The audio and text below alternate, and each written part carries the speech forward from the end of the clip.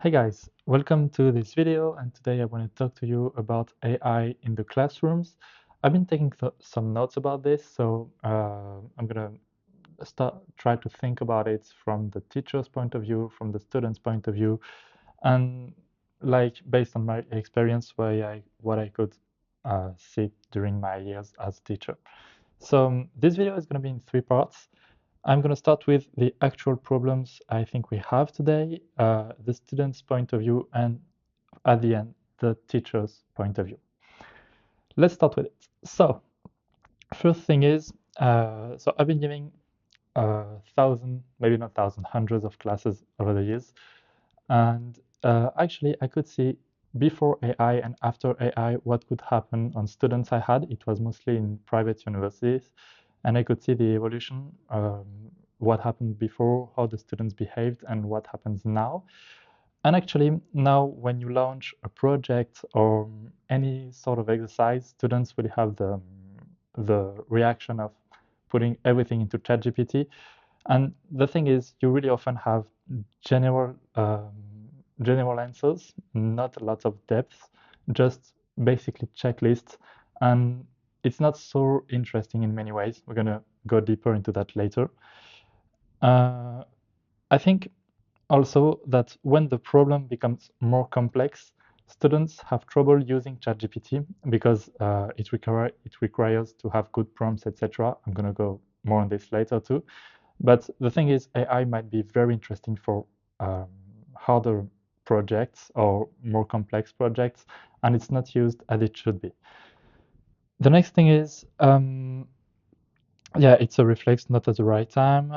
Teachers, you also have teachers who are acting like this doesn't exist. So I'm only 28, which means I'm into AI, of course, a lot. I use it a lot in my consulting part of my business. And actually, I've met teachers who are quite older and who are acting like this doesn't exist, which is completely false, and you have to integrate the new technologies to your way of training people. So this is something that teachers need to work into. And finally, the big problem I could see too is about exams, because when you have written exams like pen and paper exams today, students have big trouble remembering stuff when they've been working only with ChatGPT. Why is that? It's actually because your brain doesn't remember a lot of what you're reading, and you have to build your own thinking about what you're going to be um, examinated about. So you just need to work on this on your own. And AI is very bad to learn stuff. It's very good to give you stuff ready to use, but not to learn and assimilate the notions.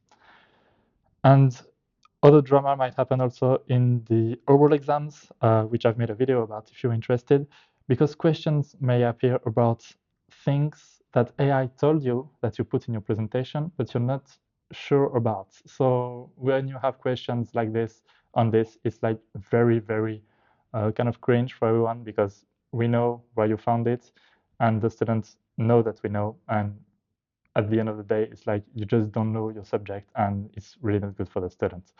So this is for the first part. It was the main problem I could think about preparing this video. And now we're going to go straight into the student's point of view. And the thing is, I'm not trying to be on one side, student or teacher. I'm trying just to find solutions, like how to integrate this technology.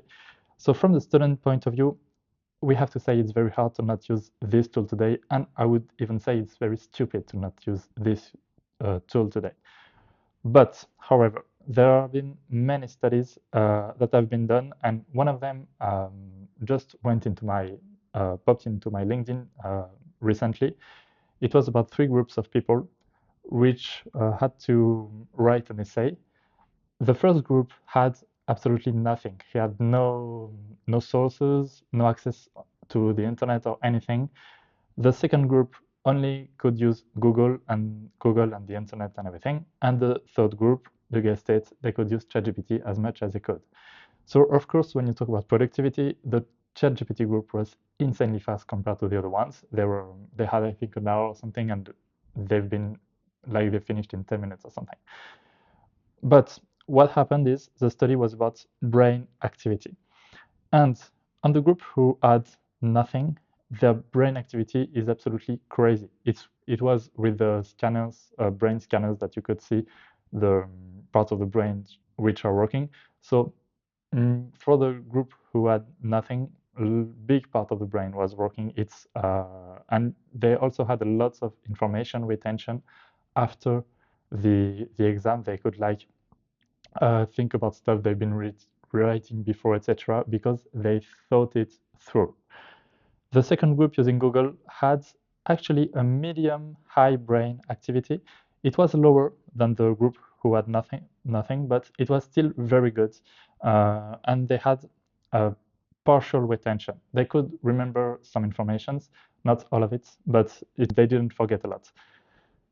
Because in the last group, ChatGPT group, you can see this coming. They had the brain activity is absolutely terrifying. There is absolutely no brain activity or very, very low. And the retention is close to zero. You don't remember anything of what you've done. So this is studies that I've been through recently, and I think it's very interesting on how it makes you think about your brain activity, because this is what engineering is about. This is what lots of jobs are about, which are about how does your brain work and what's your added value to this world. And if you just ask stuff to ChatGPT, what's your added value? Because I could do it myself, so there is no point of hiring you. So that's kind of a thing I was saying to students as a joke. Like when some of them just give me an answer in 30 seconds with ChatGPT, I said, okay, cool. What's your added value on this? And like the answer is none, of course. So I think AI as students, you should use it, but more as an assistant. What I advise to my students is use it after your own thinking. Make your own thinking, your own study. Try to think about a lot of stuff, go on Google, etc. And by the end, explain ChatGPT everything, and he can give you more insights.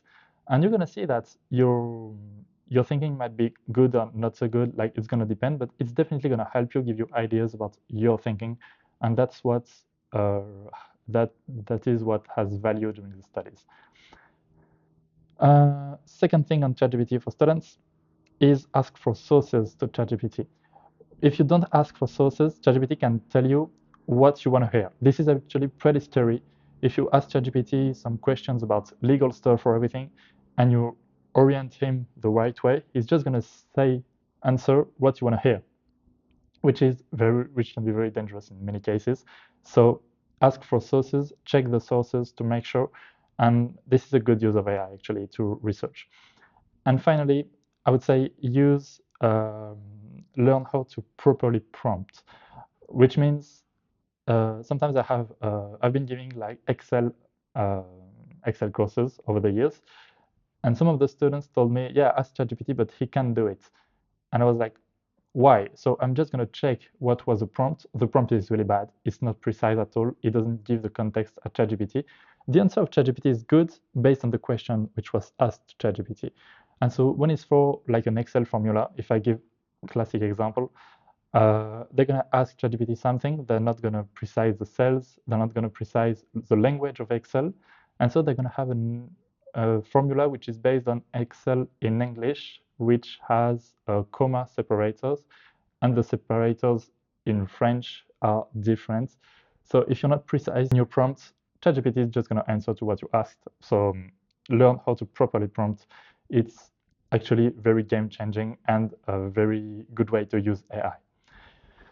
On the teacher side now we talked about the students. So I think for the teachers, the main frustrations comes from, so how did I write it? The lack of depth and focus from the students. And the school system is based on you ask something, the student must answer, and he's right or he's wrong. And actually, you can just do that with ChatGPT now. So you have to think it through and globally. How do you make people work with this technology now in their hands? So the fact is, there is also another subject that because you have a very low brain activity, just asking ChatGPT, you combine that with a big short consumption, shorts like TikTok and everything, which is complete other subject, but you get a big lack of focus for many students, I'm not going to treat this subject right now, but it's actually something I could notice like very, very often in the students I had recently. So as a teacher, I'd say don't say AI is useless or anything like this, because you'll appear like a has-been to the students. You'll set kind of a confrontation, like what does he want? He doesn't want to use it, and it's the future. And it's absolutely stupid to say it's useless.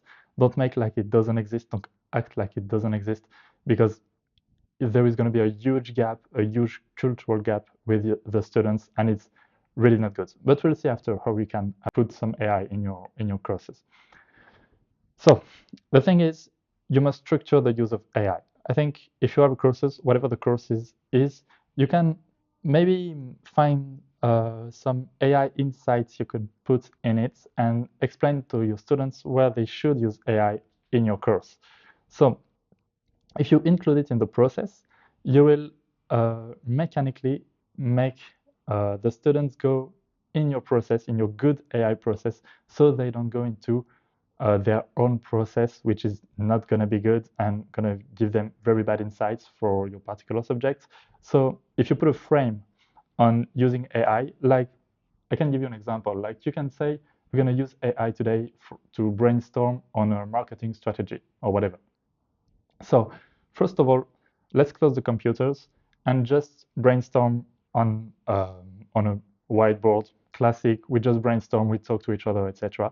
And at the end, we're gonna ask AI, I have a marketing strategy for this kind of company, etc. Sorry, and it's gonna allow you to just use AI in a good context.